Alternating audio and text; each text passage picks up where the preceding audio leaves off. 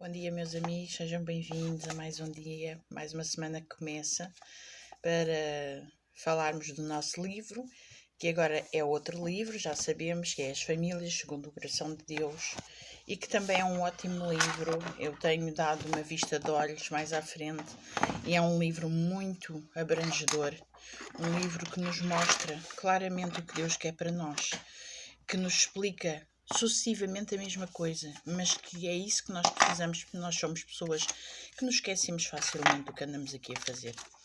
E então é maravilhoso. Vamos então começar. Começamos sempre com uma reflexão, para pensarmos o que é que este livro nos quer dizer, cada dia. Então diz assim: a família, criada à imagem e à semelhança de Deus, mantinha-se ligada a Ele, dependendo deste relacionamento as suas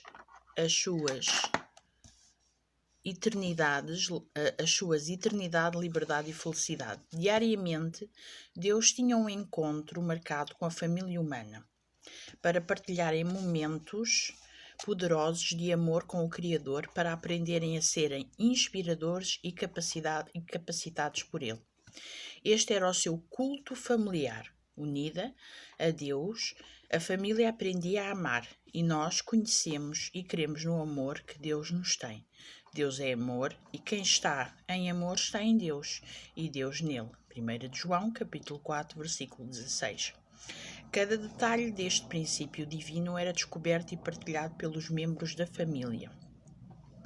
Da mesma forma que o ser humano descobriu a beleza da criação, descobria nos relacionamentos familiares a beleza dos raciocínios e dos sentimentos de amor. Paramos só aqui para. Desde a criação do mundo, ou seja, desde que Deus fez Adão e Eva e que lhes deu um jardim, existia um culto familiar, ou seja, existia Adão e Eva e Deus reunia-se com eles muitas vezes por dia e existia um momento em que eles faziam um culto, em que falavam sobre coisas que não sabiam, em que aprendiam mais sobre Deus e oravam também, não é? Viviam plenamente para aquilo, não é? A família virava-se para Deus e, cheios do seu amor, dirigiam-se uns aos outros, refletindo e partilhando este princípio divino. Deus tinha desenhado o ser humano com o potencial inato do amor criador. Sendo movidos pelo Espírito de Deus, gerador da vida, mantinham-se ligados aos atributos de Deus. A união fundamental a Deus através do seu Espírito garantia a liberdade, a eternidade, a perfeição e a santidade, à imagem e semelhança de Deus. Que maravilhoso devia ser isto, no momento em que eles estavam os três juntos no Jardim do Éden e falavam sobre estas coisas e aprendiam sobre isto. Devia ser maravilhoso.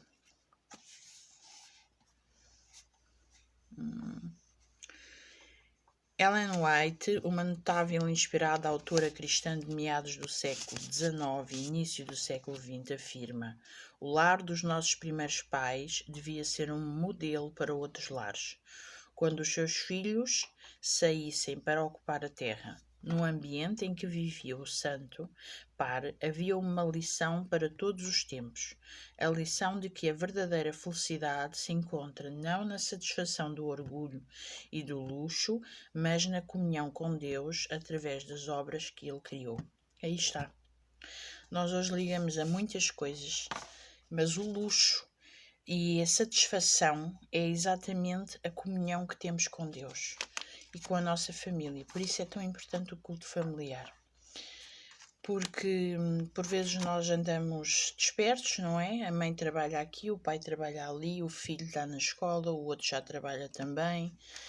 E o que é que acontece? Nós precisamos de um momento para estarmos unidos num culto familiar, estarmos os 3, os 4, os 5, para que estejamos todos a falar da mesma coisa, a pensar na mesma coisa e a orar para a mesma coisa. E isso é muito importante, por isso é que Deus instituiu o culto familiar desde o início. E se nós conhecemos através da Bíblia tudo o que Deus fez com Adão e Eva, Aqui neste livro também nos explica que o culto familiar era muito importante e que Deus tinha prazer em estar com eles para falarem sobre coisas que não sabiam, sobre a família em si, porque era o luxo que existia, era a perfeição que existia naquele momento. Pena termos tido o pecado entre nós, mas ainda Deus nos aceita para que nos ensine como é um culto familiar. Isso é importante. Se os homens dessem menos atenção às coisas artificiais e cultivassem uma maior simplicidade, estariam em muito melhores condições de corresponder ao propósito de Deus quando os criou. O orgulho e a ambição nunca se satisfazem. Aqueles, porém, que são verdadeiramente sábios encontrarão um verdadeiro enobrecedor prazer nas fontes da alegria que Deus colocou ao alcance de todos. Deus cuidava do santo para não apenas como um pai que cuida dos seus filhos, mas considerava-os também como estudantes e receberam instrução do Criador. Todo